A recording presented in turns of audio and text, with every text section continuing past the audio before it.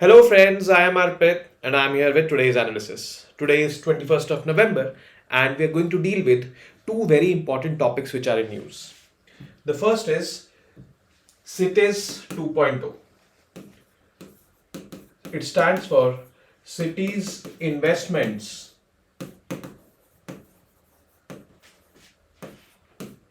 to Innovate, Integrate and Sustain. It is the full form of CITES. Now, as you can see that it is 2.0. So CITES 1.0 was launched in 2018. Are we covering CITES 2.0 because CITES 2.0 has been launched now? No. CITES 2.0 was launched in May 2023. But presently, the Minister of Housing and Urban Affairs, Mr. Hardeep Singh Puri, has launched the CITES 2.0 challenge.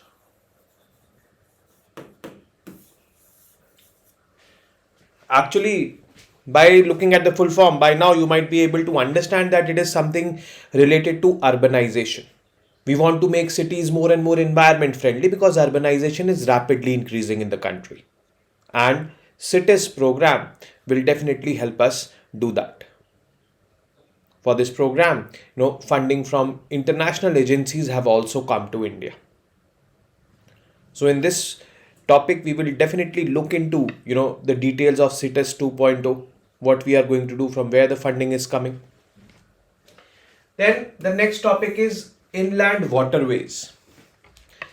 Now, this is something which is I would say the upcoming mode of transport in the country. This is going to be the cheapest mode of transport. And a standing committee on tourism, transport, and highways submitted a report on the inland waterways in the country. Actually, presently, there are 13 inland waterways in the country. There was a law passed in 2018, something like this, where we plan to have 111 national waterways in the country. So, this committee has given some recommendations with respect to the national waterways, has, found out the challenges in national waterways and, suggested measures to mitigate those challenges.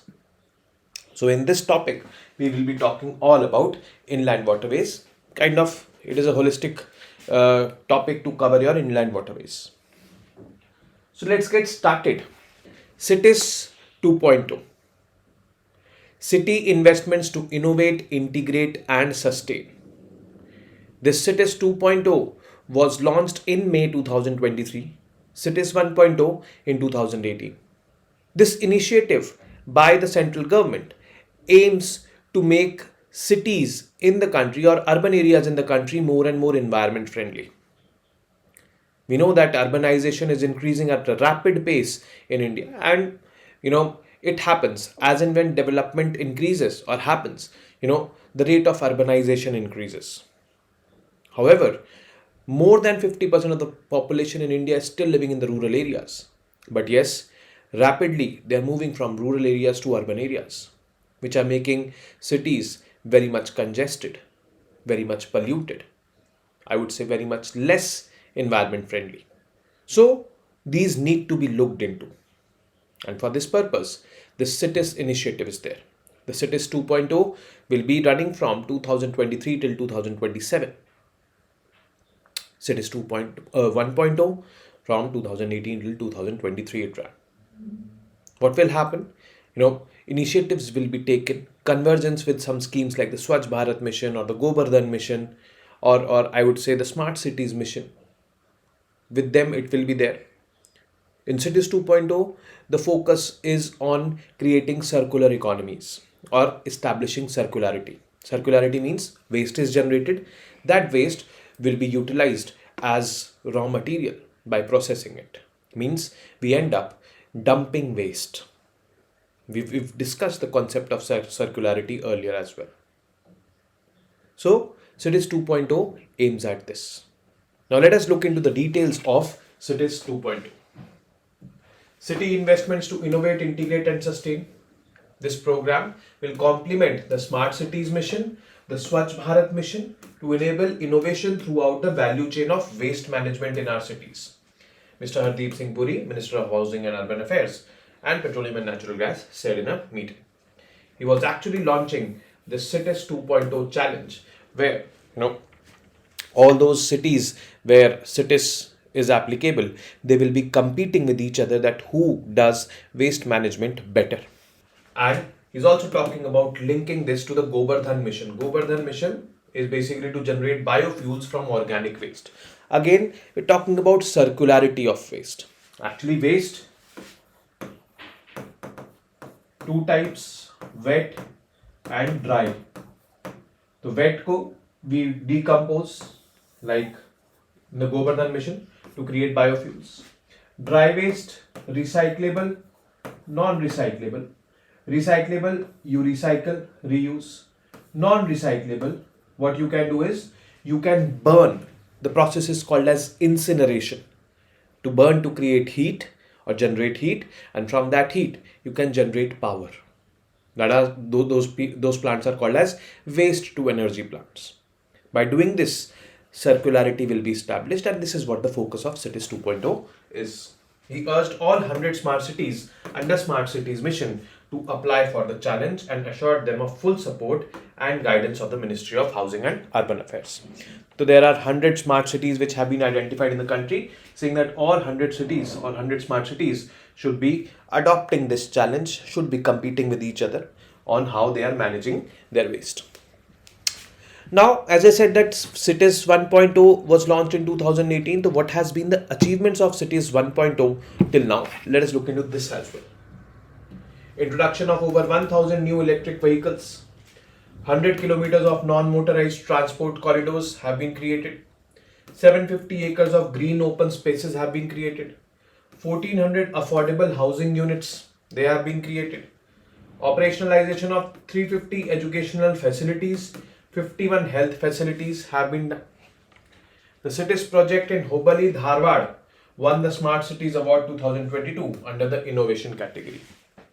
So these are some facts which will give you this understanding, yes, ki, things have been done for conservation of the environment. And you can see that, largely the focus in Cities 1.0 was not on establishing circularity. It was mitigating the emissions, making urban spaces more and more environment friendly. But Swachh Bharat Mission 2.0 was launched in 2021-22. And one of the components of Swachh Bharat Mission Urban, we covered it in October, somewhere around Gandhi Jayanti, this video, was to generate circularity in waste. Means we have to create zero waste urban areas. And when that will happen, that will happen only when, circularity is achieved. So now, in the present decade, the government's focus is on circularity. And Cities 2.0 also we can see circularity is the focus. Cities 2.0, May 2023, the Union Cabinet chaired by Indian Prime Minister has approved City Investments to Innovate, Integrate and Sustain 2.0 program. Program to run for a period of 4 years, 2023 till 2027, to supplement the climate actions of Government of India. Basically, this is that. Now about the program. It is a program conceived by Ministry of Housing and Urban Affairs, central government, and they have to connect with this local level governments, because cities, urban local bodies will definitely be responsible for implementing these. So we have to run down the ladder from central government, state government and the local government. So we'll see the intervention of all three levels. Now, this Ministry of Housing and Urban Affairs, it is conceived by this in partnership with French Development Agency, AFD, Credit Anstalt for Wiederaufbau, KfW. This organization is there. It is basically a German organization, European Union and National Institute of Urban Affairs. This is India. These people are also funding French Development Agency, Credit Anstalt for Wiederaufbau. They are funding this. How much they are funding, we'll see.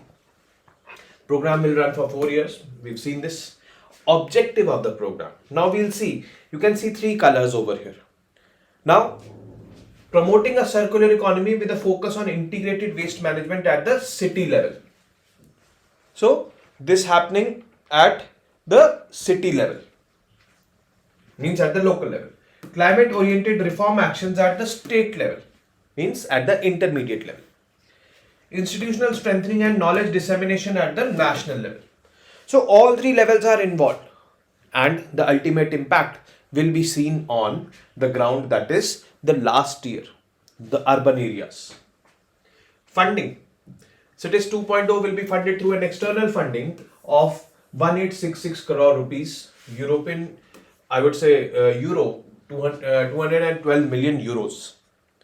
This includes 100 euros or 100 million euros each from AFD and KFW, these two foreign agencies, 100 plus 100, 200, and the remaining 12 million euros from EU as a technical assistance grant. And the program will be managed by Cities Program Management Unit at NIUA.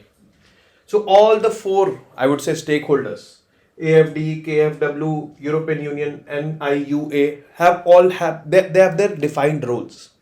Funding, technical assistance grant from EU, then management by NIUA. The components of CITES. CITES has three components. The first component is financial and technical support for developing projects for building climate resilience, adaptation and mitigation in up to 18 smart cities through selection of competitively selected projects. All states and UTs will be eligible for support on demand. So whoever wants support with respect to, making their areas more and more environment friendly, then they can approach NIUA. The states will be provided support to set up, strengthen their existing state climate centers, climate cells, create state and city level climate data, observatories, facilitate climate data driven planning, develop climate action plans, build capacities of municipal functionaries, because these are the ones who are actually going to implement it at the ground level. To achieve this objective, NIUA will coordinate the provisions of technical assistance and strategic support to state governments. So, this is the second component of this. The third component is interventions at all three levels, the center, state and city, to further climate governance in urban India through institutional strengthening, knowledge dissemination, partnerships, building capacity, research and development to support or scale up across all the states and cities. These are the three components of CITES. And, the government, I would say, is going on the right path because it knows that rapid urbanization is happening in India. According to the 2011 census, that is the latest data available with us as of now. Around 31% of India's population is or was living in urban areas. Definitely, that will be more now in the present census. And, census hopefully will be released by 2025 or 2024-25. Then definitely you can see the increased amount of urbanization in India. The good thing is that the government is trying to focus on it right from the very beginning to make it more and more sustainable, to make it more and more environment friendly. That is a good approach of the government. So, this is about cities. Inland waterways. Now, in our country, there are multiple modes of transport. You can travel through road, railways, airways. The government is also developing waterways. The government passed a law. According to that law, 111 waterways have to be developed. If I talk about the potential of waterways in India, 14,500 kilometers of inland waterways can be developed. But, as of now, only 13 waterways have been developed. We are progressing on this slowly and gradually. We are going to use these inland waterways for, transportation. The cheapest mode of transportation is going to be. That is going to benefit a lot. We're going also to use this mode of transport for tourism purpose. Now, last year, there was a cruise ship which was launched from Varanasi, and it had to go to, I would say, northeast India, Guwahati, via Bangladesh, MV Ganga Vilas, all on inland waterways. So, tourism purpose also it can be fulfilled. But there are multiple challenges in this. The Standing Committee on Transport, Tourism and Culture has identified certain gaps. Like, this mode of transport is not very well connected to other modes of transport, so intermodal connectivity is missing. It is no doubt said to be environment friendly, but the cost of, or I would say, the dredging and creation of inland water ports and all, they do a lot of emissions. Then we should also understand the usage of water for other purposes like irrigation and all. That should not be neglected. So, these and many more have been the findings of this particular standing committee. Let us look into the details, and we will also see how many waterways are presently, functioning in the country. They are 13 in number, so we'll see them. In September 2023, the Standing Committee on Transport, Tourism and Culture submitted a report on the development and expansion of existing and new national inland waterways. What is inland water transport? This mode of transportation is known for its fuel efficiency, environmental friendliness and cost effectiveness. Since it is fuel efficient, then obviously it will be cost effective as well. India boasts approximately 14,500 kilometers of navigable waterways, including rivers, canals, backwaters and creeks. So inland waterways, basically inside the country, many rivers are flowing. So these can be designated as waterways. Not only rivers, but creeks or other water bodies or streams can also be designated as waterways. Constitutional and legal provisions of waterways. Basically, does the central government have jurisdiction over waterways, or the state governments have jurisdiction over waterways, or who has? Actually, both can have. Those water bodies which are designated as national waterways, the central government will have jurisdiction over them. Those not designated as national waterways, the state government will have jurisdiction over them. This is the scenario. The central government will have jurisdiction over national waterways, the state governments on other waterways. Observations and recommendations of the committee. Now, first is operationalization of national waterways. The committee observed that the following key factors discourage companies from shifting to inland waterways. Actually, the pace is very slow. We have not adopted. I would say only 2% is the share in transportation of goods in the country. Only 2% of the goods are being transported by waterways. The modal share of inland waterways transportation is very less. Why? Slow pace of development of waterways, poor hinterland connectivity. Means, let's suppose this is a waterway and a good port is here. So from here till here, let's suppose the good comes from here to here. With this port it has to get off, means deboarded, and from this port to hinterland it has to go. That connectivity is poor. High vessel and equipment cost. Definitely this is there. Recommendations has recommended against development of 63 national waterways due to financial and staffing constraints. I'm saying that according to the law, 111 national waterways has been designated that these many waterways will be there. Out of 111, this committee has said that 63 national waterways should not be made. Why? Due to financial and staffing constraints. The committee recommended the following key measures to facilitate a modal shift. Financial incentives to the shippers should be given so that this can be tackled. High vessel and equipment cost. Development of loading and unloading facilities at terminals. This should be made streamlined, which will definitely consume less time. Then intermodal connectivity for cargo movement. So let's suppose from inland waterway the ships are taking the cargo from one place to the other place and offloading them at a port. From there either train connectivity should be there or road connectivity should be there for the products to move from that. That is called as intermodal connectivity. Connectivity of waterways with major ports, rails and roads should lessen the burden on these modes. Recommendations: newly notified waterways. Connectivity with rail, road and ports should be dealt with in the project planning stage itself. So when you're planning a national waterway, then you should plan that how we are going to connect it with other modes of transport. Then only, it will be, effective. Low modal share of waterways. Low modal share of waterways, basically India's freight movement is about 2%. Whereas if we compare other countries, USA 4%, China 14%, and 48% for Vietnam, 49% for Netherlands. It is said that Netherlands has developed its inland waterways quite effectively. Recommendations. The committee recommended the ministry to come up with an action plan to harness the potential of waterways as a sustainable transit option and tourism product. Impact on the environment. Although running of the ships and all, the impact on environment is low as compared to other modes of transport. But while making ports and all, that is called as dredging and all, environmental impacts are immense. While inland waterways have a low environmental impact during operations, their development alters the ecology of the river. For instance, dredging and construction on the National Waterways 1, it is on the Ganga River, disrupted the activities of Gangetic dolphin.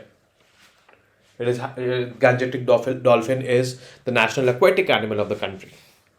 Recommendations. Inland Waterways Authority of India should conduct environmental studies before the development of national waterways. IWAI is basically the nodal agency which takes care of development of national waterways in the country. Tourism around waterways. It should be promoted. Observation was a stretch of about 14,500 kilometers of inland waterways. There exists potential for their development into tourist destinations. What kind of tourism can be there?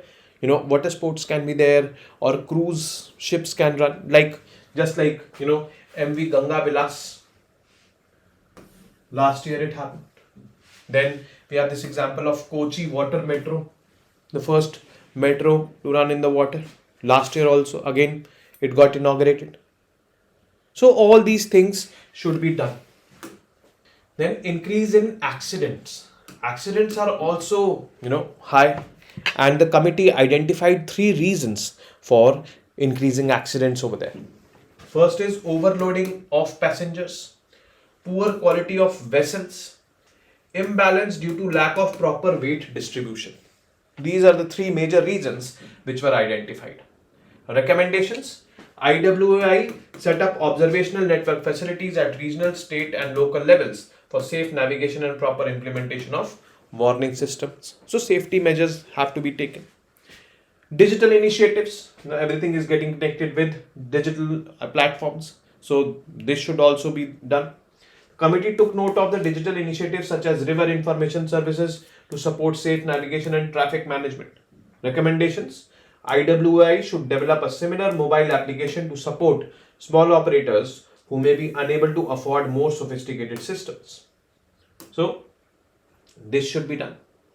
Now here is the list of 13, I would say, national waterways which are currently operational. Out of 111 national waterways which have to be operational according to that law. The committee recommended 63 should not be there. They are financially not viable as of now. So what we have to do out of this particular slide, we have to know which waterway is which, and here through the map also you can locate these waterways. Now, advantage of inland waterways. First is cost savings, because it is the cheapest mode of transportation. Water transport is considered as the cheapest mode of transportation. It is environment friendly, but there is a clause here. That clause is during operation it is environment friendly, not during construction and all. Then strategic importance. It definitely has some strategic importance. What is the strategic importance? Northeast.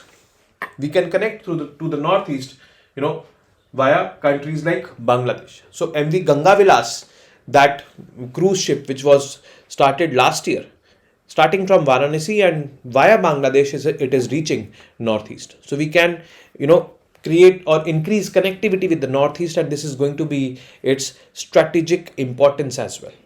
We can also increase surveillance. on I would say these waterways. If these waterways are developed, operational, so we can tackle problems like infiltration and all, because there are many, I would say around 54 rivers we are sharing with Bangladesh. So some infiltrators definitely might be using these rivers to infiltrate. So we can secure the country by more and more using these waterways. So that is going to be the strategic importance of this. It is going to be a supplementary mode of transportation. It can reduce pressure on rail, road, and definitely it is going to be the cheapest mode of transportation. But the clause here is that it should be well connected to other modes of transportation. And tourism and recreation. It has a lot of tourism and recreation potential. We have just started with it. MV Gangavilas, Kochi Metro, we already saw. We plan to build other, I would say, cruises on the waterways of the country. Definitely, that is going to boost tourism. Now, challenges: no navigability throughout the year.